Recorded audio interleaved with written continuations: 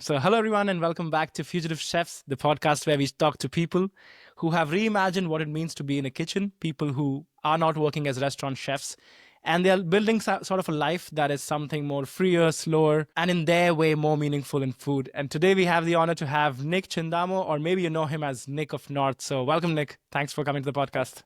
Thank you for having me, man. Ever since we've connected, I think I've watched every single one of your podcasts, and I think you're doing something really special. So I am honored and very appreciative that you'll allow me on your platform. So it's nice to meet you. No, thank you so much. The honor is all mine. And Nick comes recommended from Eddie, who was on our podcast. And yeah, I'm glad to hear that you've seen all the episodes, because the idea of the podcast now, before we get into it, and also for listeners who have possibly forgotten, why did this podcast start in the first place? Because I myself, and maybe you can relate to this later, Nick, but I myself was in a juncture where I know what I'm doing in restaurants. I like what I'm doing it. I know I can do it in a different place, at a different scale, and I could keep on in this career. But at some point, I felt like I don't want to do that. And then a job came into my laps, which was something very connected with food, where I was, say, not impacting the 45 diners who eat at Noma, but much more beyond that, the whole food system. And I felt, wow, there must be more people who don't go into these careers with academics, but more by just pure instinct, or there are industries or like companies which are valuing your kitchen past. So that's the global idea of exploring this. And we are going to learn a lot from Nick, I think, because Nick is, I mean, where do I start? Nick is, from what I see, he's a forager, somebody who cooks with wild food. He's also the founder of an island collective, which I want to hear about, because was just before the podcast we were talking about this place where you live, right? The Prince Edward Island. And the whole concept of these dinner series you've created mostly around zero waste and other concepts of living in the wild. But before we deep dive into all of that, Nick, tell us about your connection with food. Like, how did you end up somebody who works in food, your first connection with food? Yeah, that's a really intricate question for me because, well, I guess to start, I should say that, yeah, I'm a forager. I pick plants and mushrooms for a living, but that's usually where the conversation ends when I say that to people. Yeah. Or it goes a little bit further and they say, like, have you ever poisoned yourself? Or like, what's your favorite thing to forage or whatever? But to me, it's much, much deeper than that, right? Mm-hmm. I focus really heavily on something that I call replacement research, which we can talk about, and also Uh-huh. something else called landscape literacy. That's teaching chefs how to actually read a landscape and translate that information into the kitchen. That's a whole other subject that we could talk about too, but it's really Right. important to me. So beyond just picking plants and mushrooms, I'm very deeply integrated into my native ecology. I found that when I was working in restaurants, because I worked in restaurants for like nearly 2 decades, uh, I was constantly like craving something more. Like, sure, I was happy feeding people and everything was great, but I needed something more, and I didn't know what that was. Mm-hmm. But I saw around me that there was a lot of chefs who just cooked and not a lot who cooked with purpose and intention, and I wasn't going to let that be me. Not because I wanted to change the world or anything like that, but because I wanted to change my world, right? And I Mm-hmm. wanted to be a part of something a little bit bigger than just feeding people. Point blank, right? Mm-hmm. So I have always picked plants and mushrooms. I've done this my entire life. I'm in my early 30s now. Some of my first memories are like picking wild berries on the train tracks in Northern Ontario. And I always took that with me into restaurants. I never really lost that. I just didn't know that when I moved from Sault Ste. Marie, Ontario, where I was born, down Mm-hmm. to like Toronto area and started working in better restaurants, that the knowledge that I had was kind of odd and not known necessarily, or if it was known, it was quite surface level. Like a forager would show up at the back door of the restaurant, and they would drop off a poorly cleaned mushroom that was like in a big basket, smushing other mushrooms. It was just like, and the chef was very stoked on it anyways because it was Yeah. a great ingredient. So then I would have to be the one, or my co-chefs or whoever was around me had to be the one to clean it, and I was the only one, I feel like, that was thinking deeper. And Mm-hmm. though I wasn't expressing this information, I was thinking deeper about this ingredient and how like they should be treated a little bit better. Mm-hmm. And sure, it's exciting, and sometimes they're novel in restaurants. These novelty ingredients make their way into North American restaurants quite often. Like, for example, wild ramps. Right? Do you know the word ramp? When I say ramp, Yeah. Luckily in Noma, all they did was collect wild rams, but you mean the herb itself, right? The yeah, wild garlicky garlic. tasting. Yeah, Yeah, yeah, exactly. exactly. So Yeah, that's they like call a it over novelty. here. in Spain they call it, also in German actually it's called Bärlauch, or in German it's called Ajo de Oso, like the bear's garlic, because the forest and the garlic connection. But yeah, it's a super interesting. I think it's also a very sustainable herb when you look at like how much you can use it. I think the most popular is like making pestos and stuff with it. But there is, I mean, it's an invasive plant also, because so you're like taking something from the nature which is abundant. Yeah, totally. But even building off of what you just said, Mm-hmm. I can appreciate that they are wild garlics, but none of those that we mentioned so far are actually the same species, right? Oh, And they all have different things to offer, right? yeah. So here we have two varieties in North America, Okay. and one has a white stem and one has a reddish stem, and they are different species and they Mm-hmm. offer different flavor profiles. But often foragers would bring them to the back door just kind of mixed in together and had no idea that they were two different species, right? And But it isn't wasn't a there one, thing. just to interrupt you, isn't there one which is like kind of poisonous? Because very often during summer, there are cases in Germany, for example. I don't know if that's the case in North America as well, because there's one which looks very similar, but it's nothing to do with the same plant. I don't know if you've heard about this one. I mean, the closest thing that we have to be a lookalike to a wild garlic. Actually, I should backtrack for a second because on Prince Edward Island here, we have no native allium species Okay. whatsoever. Because we're, Wow. and I can give you a little bit more information on where I live specifically, but just to kind of set the tone here, I live on Prince Edward Island, which is a sandbar 12 kilometers off of the mainland. It's a Mm-hmm. sandbar. We don't have any rock here whatsoever. If you find a rock, it was brought in as a glacial deposit or somebody brought it in themselves. That's it. It's a sandbar. Crazy. Our ecology doesn't facilitate the growth of alliums, Mm-hmm. and therefore we have no native alliums, meaning we have no ramps on our island. But I can go just off of our island into the next province, which is only 12 kilometers, into New Brunswick or Nova Scotia, and it's quite abundant, right? The only thing that we have to look alike, that looks alike this wild garlic, is like a lily of the valley, which isn't really a look alike. It kind of is a look similar.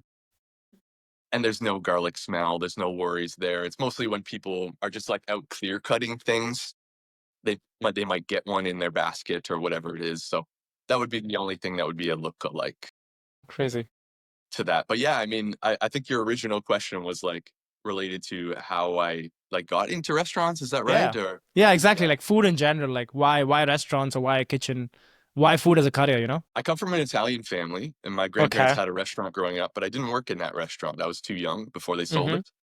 But still, my father would always tell me stories about how he's like folding pizza boxes downstairs, and all of his brothers, my aunts and uncles, they were folding pizza boxes in the basement, and they talk about how popular their restaurant was because what they cooked was just Italian classics that didn't exist in this small northern Ontario town before, and they didn't, how would you say it, conform to the food systems of that area. Instead, they went true to themselves and incorporated their own foods into the system, and it worked, right? So they grew their own food, and I was always surrounded by food. Really, growing up around my grandparents and just down the road from their house, I was always in their garden picking tomatoes, doing all this stuff. This is a classic story, right? Yeah, yeah, but it's But like I said, when I moved down to Southern Ontario from there, I realized how removed people were from their food systems, and that was quite shocking because I had never not been around food before. And this is not saying that my parents were good cooks, because we ate very, very basic food. My parents were quite young when they had me as well, so they were just focused on getting by, right? So they didn't have a lot of money, and they were just feeding us what they could, and that was amazing. But it also allowed us a lot of freedom to kind of go out and wander through the day because they were young and they wanted to be young as well, right? Mhm. So they'd open the door in the early morning, and my sister and I would just leave, and we'd come back for dinner, right? And that was a beautiful place there Yeah. because I mean, where we grew up was it was like a trailer park Mm-hmm. essentially, with like I seem to remember 8 or 10 different trailers. They were stationary trailers, but we knew everybody in them. This was on the outskirts of town, just on the edge of town, right when you come into Sault Ste. Marie. And like I said, all the kids would just kind of go, and then we'd come back for dinner, and we'd Mm-hmm. go pick sorrels from the grasses, or we'd go eat wild berries along the train tracks, or my grandparents would go pick mushrooms in the fields or whatever it was. And Mm-hmm. food was always a thing, but I didn't know it was a thing because I was so deeply ingrained in it. I didn't know it was a thing until I moved away, like I said, and I was kind of disconnected from it. Okay. And I realized how disconnected everyone else was from it. And since then, I've never really looked back, but I've always sought more purpose within the industry. And just to sort of wrap up this thought, I Mm-hmm. Like I said, I was seeking purpose in the restaurant industry, and I couldn't find it. But even though I've technically left the industry in the conventional sense, Mm-hmm. because I've connected so deeply to my food system around me, I'm actually more deeply ingrained in the restaurant industry than I've ever been. And that's a really interesting feeling to have because I don't Exactly. cook online anymore, right? Yeah. Yeah. I don't do anything like that. But still, I'm more deeply ingrained in the restaurant system than I've ever been. It's a really cool No. No, definitely. position. I mean, I couldn't say it better, Nick. I mean, honestly, what you've said is does summarize all that we are trying over here with this show, the podcast. And the idea is this, that we start looking at people who are not actively in the restaurant serving diners, but there is so much to the food system beyond it. And somehow I feel it's also, I mean, there has been good coming out of chefs getting attention, be it through MasterChef or be it through award ceremonies and things like that, of chef getting this mic that they can speak about things. But that also puts out a very unreal picture of the world where chefs are the only people who have a voice in the food industry, in the food system as such. And I think it's people like you who have also, like what you said about foraging, of something you did something growing up, and I feel that is why it's so deep rooted in you, and that is more important to know that where that feeling comes from or where that knowledge comes from, because then the other side is all foraging is not good. Because I know, for example, I grew up in Bombay in India. There are restaurants serving sea buckthorn moose and things like that, which is, again, it's not foraged from anywhere, it's foraged somewhere, and then again it enters this whole commercial food system, which is what foraging tries to avoid. And I think that's why it's important to know the purpose the way you've explained it, so that what you're doing is not a cool thing or a trend. I mean, trends are good because the people catch upon it, and there are like people now going for mushroom foraging. But I think the essence of it has to be the purpose behind it, which is what you left restaurants for in the end of the day.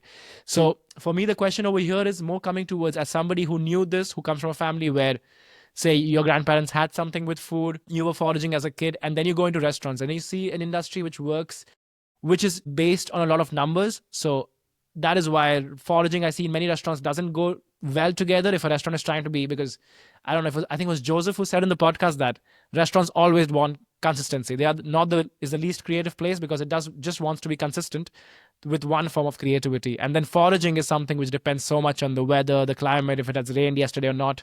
How did you see that match? Like, was it, I don't know, was it something that you had to face in restaurants, the reality, and kind of take that skill forward? Or how did you find this balance between, say, foraging and the food system the restaurant is? Yeah, that's a great question. I think about this one a lot too, because when I'm reflecting on my time working as a cook in restaurants, I think about how I would always offer to bring certain ingredients in that maybe the chef hadn't heard of before, and they were almost like hesitant or fearful to incorporate that into the menu because they were inexperienced with it. And it's really interesting to see a chef attempt to, or not attempt to, disconnect from their ego for a minute and learn something new. And consistency is amazing, but so is innovation. And I don't mean innovation in a I'm trying to change the world way, but I mean innovation within oneself, right? To be able to use and adapt to new ingredients, specifically within the restaurant. So I would use, for example, well, how about this? There would be times where we would run out of carrots in the restaurant. Mm-hmm. There'd be no carrots left. There'd Yeah. be no, it'd be a Sunday as well or something, and we're open, so we can't contact a farm. We're not going to go to a grocery store and buy them. We have no carrots for today, right? Mm-hmm. But it's late May. And I say, okay, well, what are you looking for from a carrot? And that chef doesn't really have an answer. What do you mean? What do you mean? What am I looking for from a carrot? I want the carrot flavor. That's what I want. Mm-hmm. But they really thought much deeper than that. And what people fail to realize is that the flavor of an individual ingredient doesn't belong to that ingredient. It belongs to the family that that individual ingredient resides within. So the flavor of carrot doesn't belong to a carrot. It belongs to the Apiaceae family. Okay. It Mm-hmm. belongs to the carrot family. So when you think about it that way, if you run out of carrots, you can seek carrot flavor through another carrot family plant. Okay. So we run out of carrots in the restaurant. I know that there's a riparian zone, a wetland area or a river valley down just behind the restaurant. I can run down there in 5 minutes. And because it's late May, early June, I can, at this time, say, I can harvest the flower stems before the flower has opened of cow parsley. Cow parsley is a beautiful carrot family plant, and these stems are 3 to 4 feet tall, Wow. and they're thick. They're about as thick as a carrot even. And if you Mm-hmm. peel them and crunch one of those, it tastes identical to a carrot. but it has the texture more of like celery, and Okay. there's nothing. Yeah, it's wonderful. It's incredible. And this is just one example of how, again, backtracking for a moment, earlier I said replacement research is something that I work on. Yeah. This is a prime example of replacement research. How can I, if I run out of carrot, still get the same result by using something else, right? Um, so I would try and incorporate that into restaurants, that mentality at least. And it wasn't often, it didn't like stick because, again, based off of, or again, just like your question implied, like the like continuity within restaurants is what you seek, right? Or consistency. Yeah. So if I'm introducing a new carrot family plant, is it going to do the same thing as that carrot did? Pretty close, but maybe not exactly in the mind of that chef, right? Hmm. So you need to be open to ingredient swaps here and there in order to showcase what you're trying to showcase. And if your ecology and the plants around you is not necessarily what you want to showcase, and instead it's just this plate of food, then I mean, that's how it is. That's how it has to be. But I knew that that wasn't the restaurant that I needed to be in at that Hmm. time if I was consistently having those sorts of interactions, right? So I moved around quite a lot, Yeah. and I found places that were open and receptive. And that was a beautiful thing to see, like I said, a chef detached from their ego as the head chef in this place. I know everything, blah, blah, blah, whatever it is, to a CDP saying, hey, I have a new ingredient that can replace that thing that you're buying for X amount of dollars, Right. save you money, introduce a new, very special ingredient, teach your team at the same time about something new, and Hmm. also create longevity on this menu because it's available for longer than whatever that ingredient was. Does that make sense? No, definitely does, and I feel the more you speak about it, it also makes me understand that how many people have got foraging wrong, because I think foraging has just been seen as a skill. Like, how can you identify a certain mushroom, or where do you know when what plant grows next to which plant? I think that part of information is important. But I think it's also a philosophy, as an extended philosophy of like doing it with a purpose and not foraging for the sake of foraging or innovating for the sake of innovating, but understanding how you can add these kind of colors to your picture.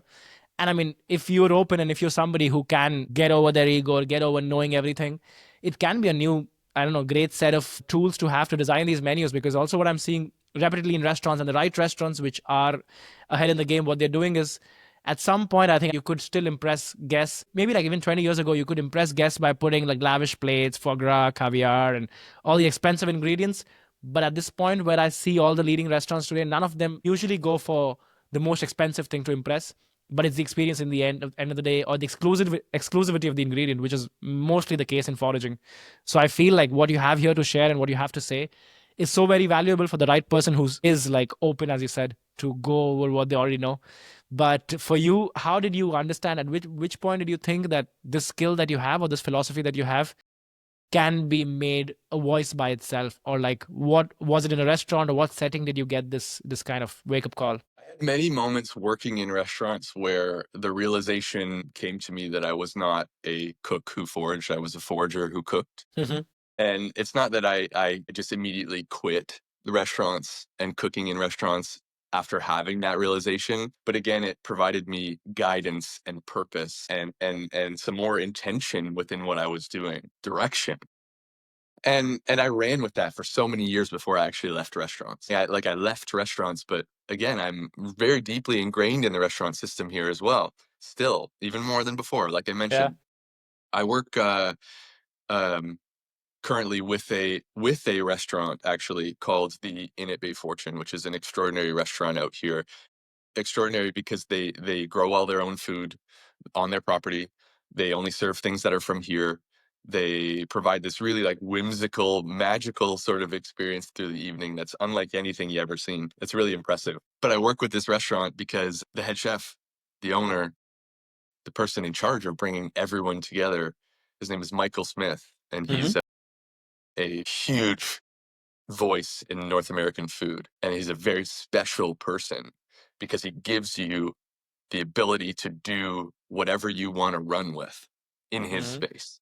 If you have an interest in something, he says, cool, I don't know anything about that. Teach me about it and let's run it.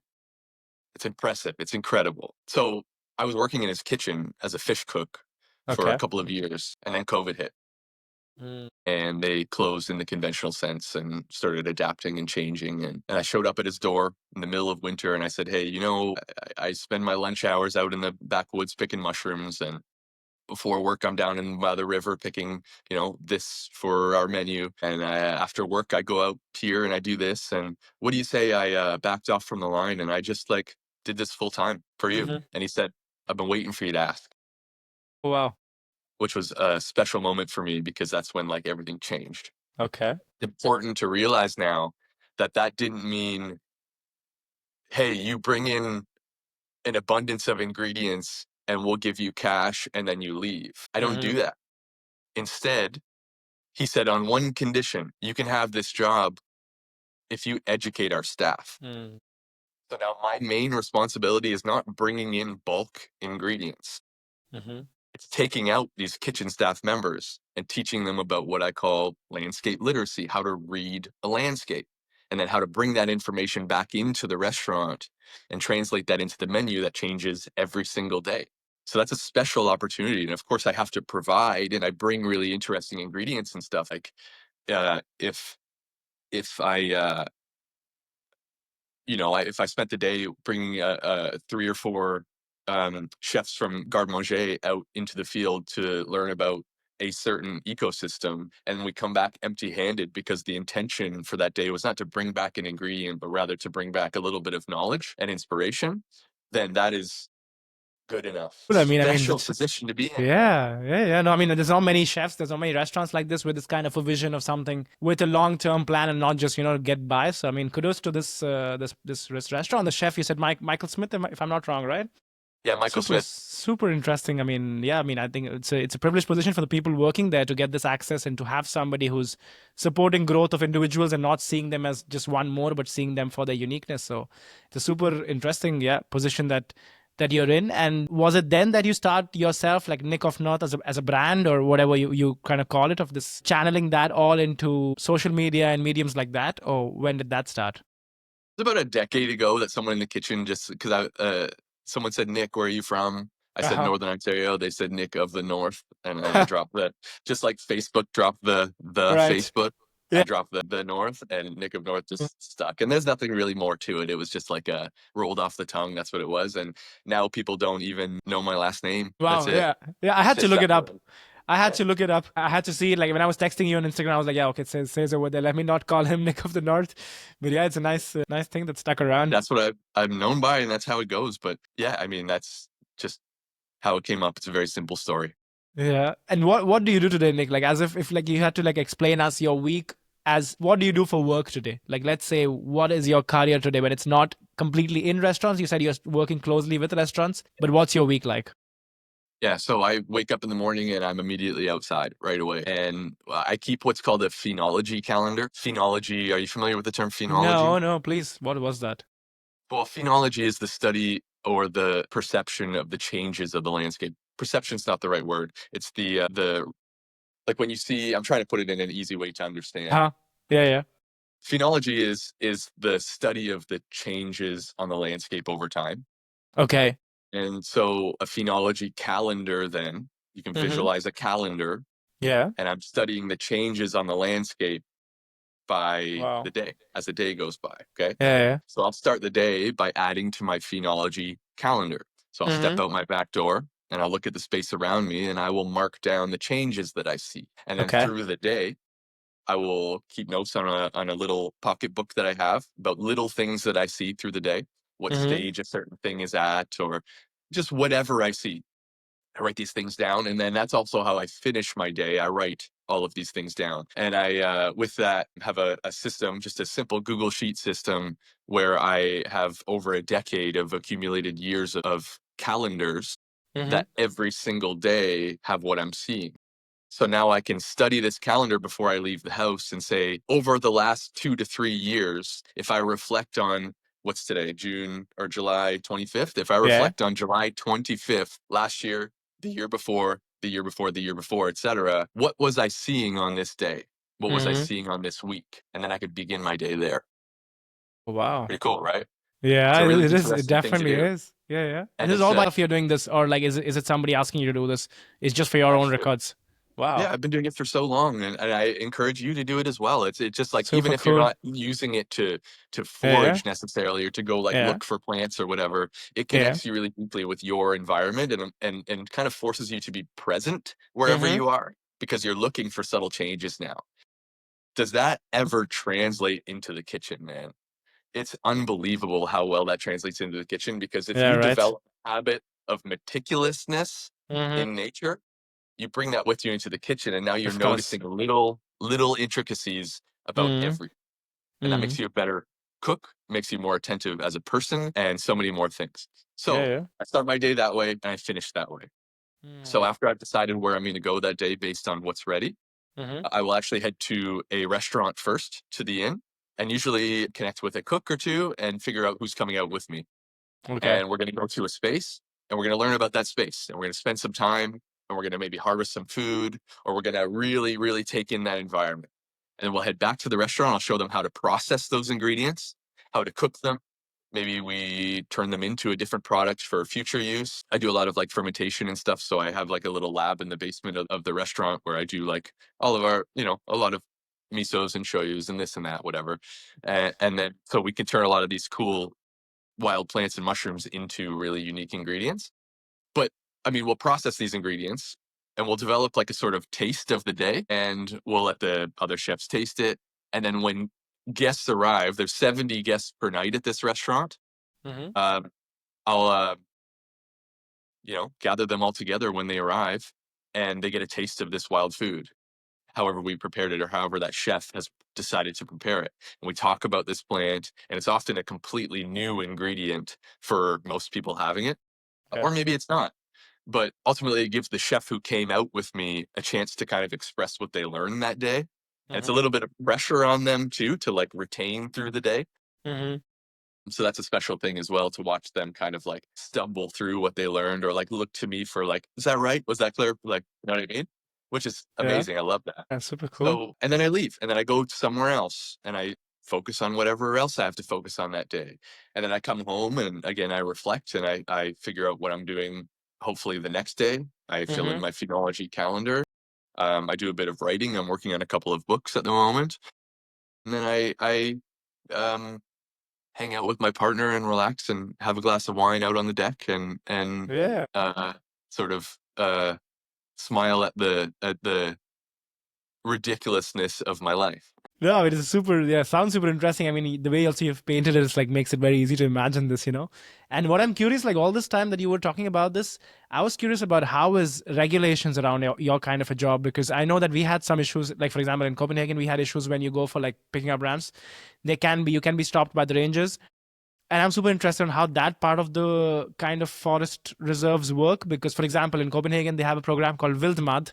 Wildmad basically trains foragers to become kind of get a chef's eyes. So it's the opposite. Like what you try with chefs, they do the same with forest rangers to understand what kind of stuff they should look out for or what could say what to them. So have you any time had problems with regulations, governments, or is this something it's your playground? A bit of both. Uh We huh. cannot forage in national parks, Okay. so these are protected areas. We also there's a handful of plants that are endangered or threatened species. You can't touch those or interact with those in any way. Okay. Also, there's some weird rules about harvesting invasive species Mm-hmm. and how like you're not allowed to touch them, Yeah. but like the forest rangers and stuff are because they know how to handle them, which is actually often so contradictory to Yeah. what they're actually trying to do. And I've had experiences where I'm after, let's take something pretty well known like Japanese knotweed, right? Yeah. Yeah. Or garlic mustard. Actually, garlic mustard is a super invasive plant that sure spreads by seed, but it also spreads underground. And if you Okay. disturb the roots by just pulling it up, people think you're just pulling it up and then now it's gone. But if you Mm. break one of those roots, it will just develop tenfold in that area. So Okay. now I have people who are part of our local groups who focus on some of these things who are kind of just pulling things and saying, look at how good we're doing without the deeper knowledge about how to actually Mm. harvest it. And then it just goes in plastic bags and out to the landfill, right? Instead of to chefs Yeah. who can use it. So your question about regulations, we don't have any specific regulations. We have like, unless it comes to national parks and stuff like that. Other than that, it's pretty free. We're pretty Mm-hmm. free, and we can use them on our menus, no problem. Chefs all across the island can use them, no problem. Okay. Mushrooms, there are no regulations around mushrooms, which is kind of a freaky one for a lot of people. Yeah, you're lucky. Over here, it's not the same over here. Over here, it's like when, I don't know, things come out. There is like when chanterelles come out, you'll see like there are like horrible pictures from last year. I think with Boletus edulis, there was like somebody who, I think I don't even know how many kilos, but there was a picture in the newspaper of a car full of just mushrooms, and he could barely sit inside. And people go crazy. I think people also need to know where, because I'm in this region where it's very good for produce. And yeah, some regulation is important, but I'm very surprised what you're saying, because I think also I feel regulation always is the last one to catch up. So I think it's nice that you're in a scenario right now where you have some flexibility to do things. And I think you could be an important voice to when these regulations get into place or get framed, to be giving an opinion, what's realistic to put as a regulation. So yeah, it's a If I cool. may, on Yes, that please. note, like, you bring up a good point there where the issue that you found, and please Mm-hmm. correct me if I'm wrong, was Yeah, yeah, that this photo came up where he was in his vehicle and he couldn't even sit in it because there was so many mushrooms, right? yeah, yeah, yeah. So the regulation that you're talking about is a regulation on quantity. Exactly. You should Yeah, be able to pick 10 pounds of chanterelles instead of 200 in a day, right? exactly. I'm kind of on the opposite side of things, where I don't Uh-huh. think quantity necessarily matters, but it's more like regulation from a different perspective, where, and this goes back to like that I mentioned landscape literacy earlier, how Yeah. to read a landscape. It's about stepping back, and before you harvest, you understand the greater ecology and what's happening in this place, right? If Mm, I step through here to harvest that patch of chanterelles, first of all, it doesn't matter if I harvest 100% of those chanterelles, nothing is affected. But how I harvest them is a totally different story. And I don't mean cutting or pulling, that also doesn't make a difference. But I mean yeah. how I get from point A to those chanterelles causes the most damage, right? Mm, Am I trampling? of Am I course. trampling all of these native species along the way? Because I don't care what's between me and those mushrooms, those Mm-hmm. dozen plants. I just killed off all of them to get to those mushrooms. That's where things become a bit of an issue. So regulation is an interesting word for me. I like, because I see it a little bit differently, where I think that there should be an understanding of more than just that individual plant that you're after, or that individual mushroom that you're after. Because when you can develop the ability to understand what's around you, you approach nature differently, and you approach Mm, foraging specific wild foods differently, because you're not so much after just like an abundance, but rather how you can be the least intrusive to that environment as you possibly can. So again, I have to reiterate, regulation is an interesting word for me that requires much deeper conversation. But when it comes to quantity, mm-hmm. that's a tough one for me to get behind, unless it's a threatened species of some kind. And even then, a mushroom that's a threatened species, that's a different story as well. Yeah, yeah, no, definitely. And how do you see? Because I understand, like restaurants which create value of like, I don't know, the carrot you spoke about. Is it the? I was actually confused. The one you spoke about, I think you call it the cows something Oh, something. parsley. Cow parsley. Is it the one with the small tiny white flowers on top? Because that's one plant that I've tried, which tastes like kind of carrots. Kind of, yeah. It looks like a lot of carrot family plants. They have that umbellifer, Yeah, that flower that grows yeah, like, Queen Anne's lace has that, and yeah. Like regular carrots fennel. have that. Yeah, Yeah, yeah. exactly. Like a fennel Exactly, flower. yeah. Yeah, yeah. Yeah. That's super So it interesting is what, because yeah. yeah, Yeah. so that leads me to the question that now these things are foraged, so we are paying a price to a restaurant because we are valuing the time they have put to go to that, hunt that, or have that talent which can go and look for that. But what happens when these things become commercial? Like, for example, there is like the whole berry business, which like berries were all forest to a certain extent. Even today, I have friends in Germany who go to the forest and pick berries very, very famously in summer.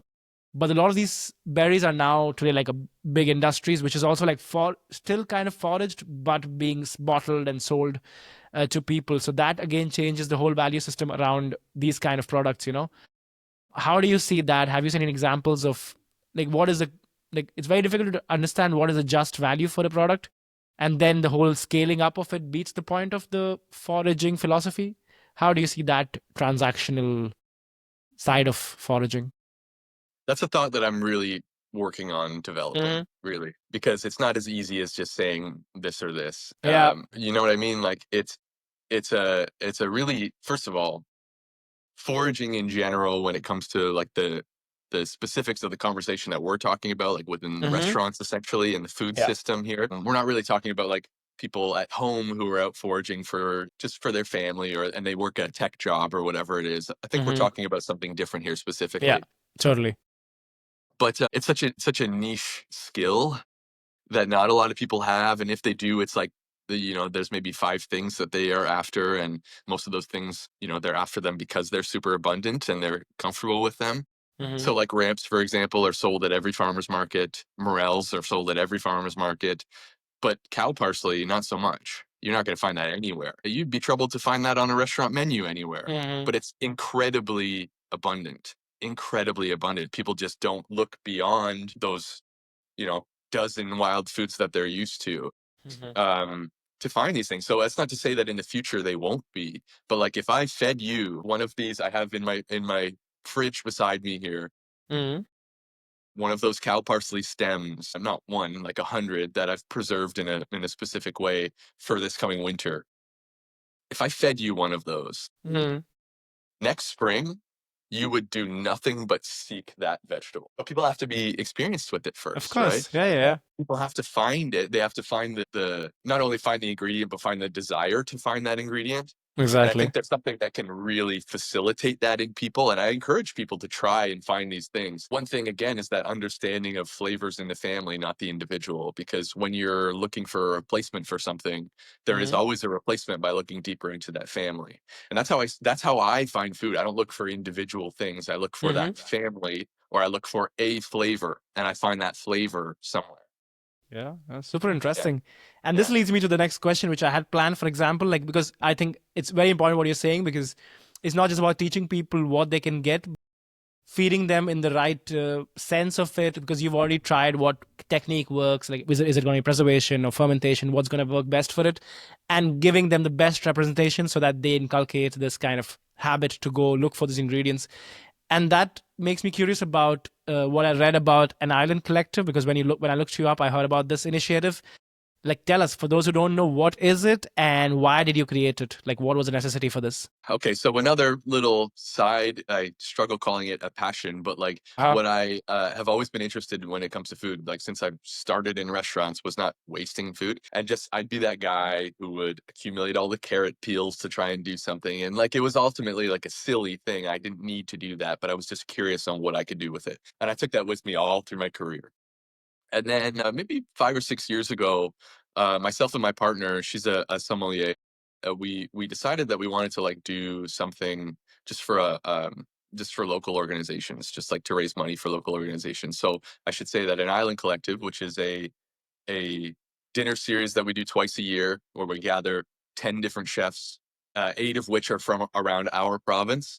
One I fly in from somewhere, and then myself to cook a like 10 to 15 course menu for like 35 guests, and twice a year. And the price tag is quite high, but every bit of profit goes to a local organization. So we don't make any money off of it. It's not about that. But the whole like philosophy around this is like, hey, we have these ingredients, we have to use them in their entirety. So these chefs that don't usually use ingredients in their entirety and instead will use like the perfect piece of something will come in and mm-hmm. be forced to kind of become beginners again, Mm-hmm. where they have to like rack their brain for methods to use an obscure piece of a vegetable or a piece of meat or whatever. So we make sure that 100% of this dinner, 10, 15 courses, is 100% zero waste. I have a course in there that I created so long ago that never changes. This is the only course that never changes. Mm-hmm. It does change, actually completely changes every time, but the premise of it doesn't change. And that's something that I called compost tea. This was Okay. based off my time working on farms. I worked on farms for quite a long time. And instead of using like traditional fertilizers and stuff, they would make like a compost tea. So they would grow compost and they would brew a tea out of that. And that's what they would spray on their plants for fertilizer. Mm-hmm. So I was like, so you're using all of the wasted product to brew a tea to feed and nourish your future plants, right? So I took that premise and I developed a sort of like a bridge course between savory into like a sweeter section that would be a tea that was brewed from any wasted materials through the evening. So it just has like notes of like past courses and future courses, and it always tastes different 100% of the time because the ingredients are different every time, right? Mm-hmm. So we clear everything off the tables, and we just put down a cup and we pour this compost tea over it, and it was a wonderful thing. And I used to do that at like private dinners and stuff, and little Yeah. restaurants that I worked at. I just throw that into the menu, and I was like, well, this needs to be like a central point of this, a central focus. So we built this whole island collective sort of around that compost tea. Mm-hmm. Not as it's not like talked about differently during the evening. It's nothing like that. Yeah. But I Yeah. mean, the premise of taking wasted ingredients Mm-hmm. and nourishing others with it instead of putting it in the trash was something that was a philosophy that we shared here. So an Island Collective was based on that, and Yeah. No, raising money it's for people and getting our community cooking together and showing these chefs different wild ingredients that they could use, or collaborating on new ways to utilize otherwise wasted ingredients, and then ultimately just feeding guests a good time, good food in a unique space. We just build out a pop-up space wherever, mm-hmm. put some good music in there, and send people away happy, nourished, and knowing that they're supporting their community. Yeah, no, it's a super cool concept. I mean, especially the compost tea, as you explained, it's like a very ritual sort of thing to kind of culminate all of these great ideas, you know. And I think there's so much good that comes out when you bring, especially in the context you live of bringing all these people who maybe not often work together, even though they know each other. I think this reminder, even if it's like biannual, is so important to like reflect and I mean that I think that is real creativity to try of create something out of things that you did not even consider as ingredients. So I think that's yeah.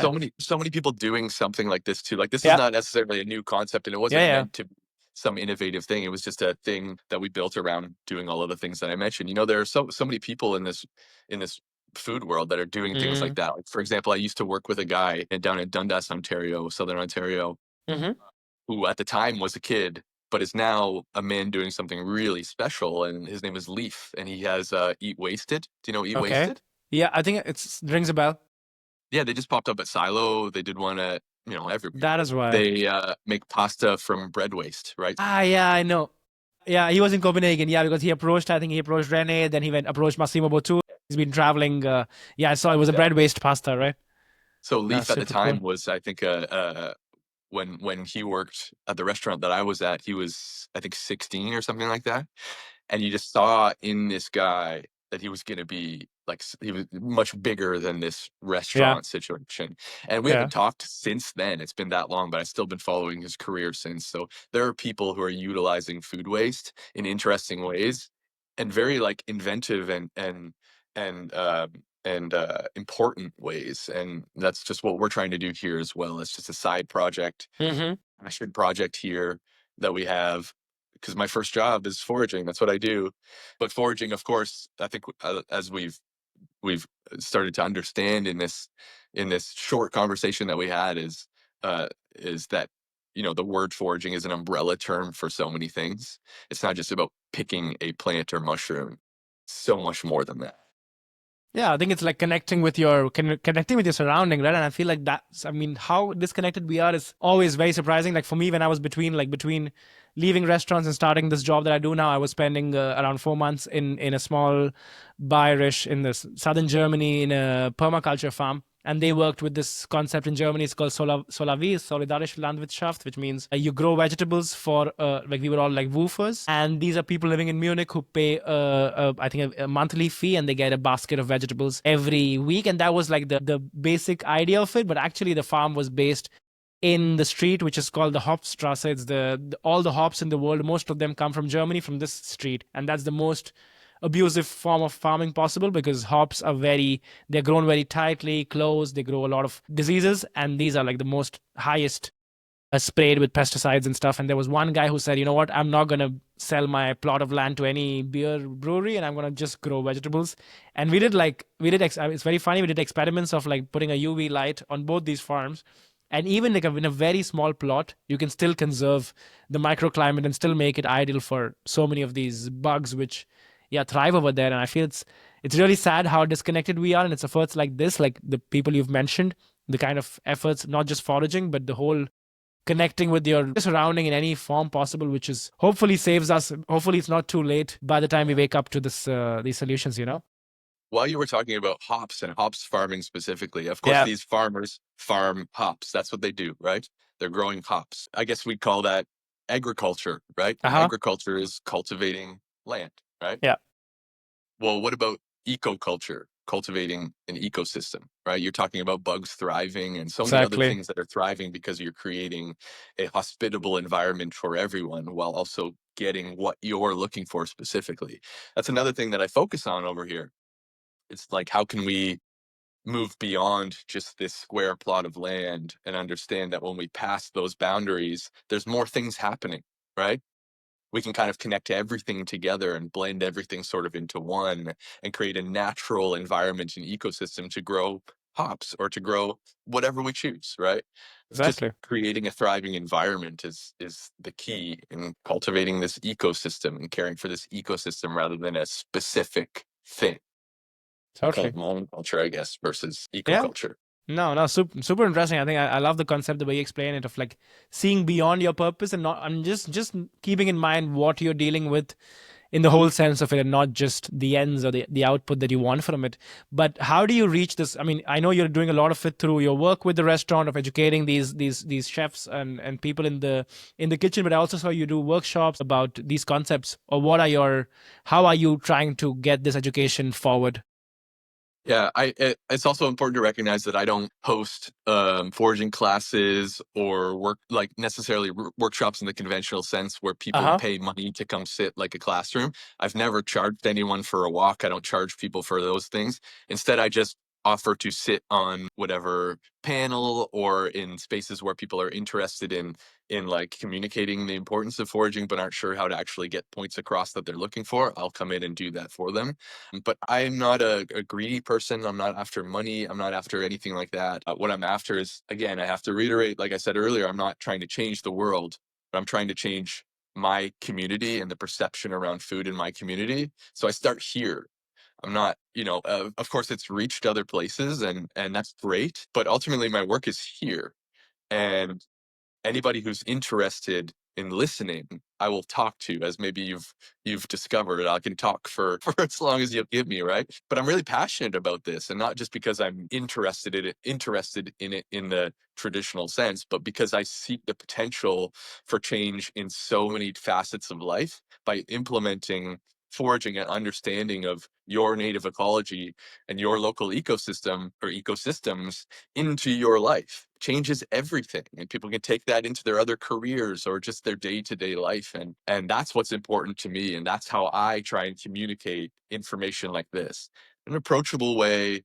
I'm not bombarding you with Latin names or other things. Mm-hmm. What I'm trying to do is compare this to your everyday life and show you how this can actually make what your specialty in life is even more interesting. No, super. I mean, I'm very impressed by the way you've like expressed this, you know, because I think, of course, there are ways to monetize this, but the way the with the it's very humbling the way you're doing this, because of course it also shows that you're not just somebody who's picked up this art or this technique or this skill or this philosophy and is trying to, like, you know, scale it up. But even in this world where things are moving very fast, everybody wants to scale everything up, everybody wants to be earning passively an income from a concept they created. I think it's very humbling to see there's somebody who believe, because I think it's only possible when you believe in what you're standing for. I think that makes your job a little easier. But at the same time, I feel it's like, I'm really glad like Eddie connected me to you, because I would have like not been able to tap into someone like you who has so much knowledge to share. What I wanted to ask you next from this is like, how do you see your past? Like when you look back, because for me, you are a fugitive chef. You are somebody who doesn't actually actively work in a restaurant. You do work with them, but you do much more beyond the job. A person, when they think about a chef, how do you see that when you compare your life today, as you said, you know, come back sitting with your partner on the porch, this kind of life that you have today, how do you compare it back to, say, working in a traditional restaurant? Yeah, I was lucky, and I often say that I've been blessed with like a continuity of interest in my life. So I've always been interested in what I do, and that's really special because it's guided me through my past in restaurants. But the one thing that I'm grateful for in restaurants was my realization that you needed a purpose in order not to burn out. You Mm-hmm. can't just cook just for the sake of cooking. I know a lot of people, you'll say, like, they'll be asked the question like, oh, why do you like work as a chef or what? And their answer is like, oh, I just love feeding people. Well, that's beautiful and all, but like that's not going to get you far enough Mm-hmm. to be able to fulfill your like your personal drive to remain Mm-hmm. within the industry. So I was lucky enough at an early age, I started working in restaurants at like 13 or so, like regular 13, 14. And I realized quite early that my purpose was bigger than just serving a plate of food. I didn't know exactly what it was like I do now, but I did spend a lot of time getting to where I am now and developing my understanding of how I feel about what I do. And that's like the biggest piece of advice that I could give to young chefs. It's to find your individual purpose in the restaurant or within food, because it's not enough to just cook good food for people. You need more, not to grow and become something bigger in this world and change whatever, but just for your personal well-being. You need drive, you need purpose, you need passion, and that's not always going to come from mentorship or guidance. It's got to come from you and Of course. understanding yourself, right? Understanding yourself and what you're interested in. Mm-hmm. Might not be foraging. That doesn't matter. It's just what happened to me. But there's so many outlets that you could find yourself in within the restaurant industry without working within a restaurant specifically. So when I compare my past to where I am now, there's Mm-hmm. been like a very slow progression to get where I am now. And I'm very grateful that I realized so early that I needed more, even if I didn't know what that more meant at the time. Yeah, no, I could not frame this better because I usually ask people, what advice would you give to, say, younger chefs or people who know they want to get somewhere, but they're not brave enough or they don't feel it's their time right now. But I think the response you have given, like before me asking that question, is even more interesting. Like knowing this purpose, like not just wanting to escape something, but wanting to get somewhere, which is not, say, scaling up or like going up the ranks or finding a better position or whatever. But I think the way you express it, that what will keep you, say, lasting long in this game is once you find your purpose and the direction, all your energies and all things that are good for you, the things that work in your favor towards that one single direction. And yeah, that's, super, super inspiring, all that you've shared, Nick. But before we let you go, I would love to hear from you one ingredient that we would not know about, and what kind of technique or things that you have used for this one ingredient that you can leave us with, which is maybe not around all our surroundings, but maybe from your atmosphere, your environment. What is this one for its ingredient? And that's a tough question because what I can really pass on is more of like instead of looking at things as like individual ingredients, like let's take Mm-hmm. something very very sort of basic or well known, like a you might call them like pine shoots, but they're like Yeah. spruce tips, right? The Yes. tips of spruce. That's a very well known ingredient in restaurants, right? Yeah. But people think that the harvesting from that tree ends as soon as that gets too big, right? And that's like the end of it. Or they'll harvest like a bunch of pine needles off of it later on and blend them into oil and get like a Oils. super bitter product lacking in aromats and whatever. But like there are different parts of plants. Mm-hmm. And when you look at an ingredient before you harvest it, understand what that plant or mushroom or whatever is as a whole. So we're harvesting. I'll go back to cow parsley for the sake of our conversation and continuity here. Perfect. Cow parsley, plant itself grows a taproot like a carrot, Mm-hmm. carrot in the ground, a taproot, and out of that comes a shoot, right? And from the middle comes a flower stem, Mm-hmm. and then an unopened flower head, and then an opened flower head, and then unripe seeds, and then ripe seeds, and then you can harvest the root. Mm-hmm. All of those pieces are cow parsley, but they're harvested at different parts during the year. Mm-hmm. And that's one example of thousands of plants that maybe not thousands. I pick and eat about 350 different species of wild plants on PEI, about Wow. 150 species of wild mushrooms on PEI. But I know Mm-hmm. somebody who eats and picks 500 species and has eaten 900 species, right?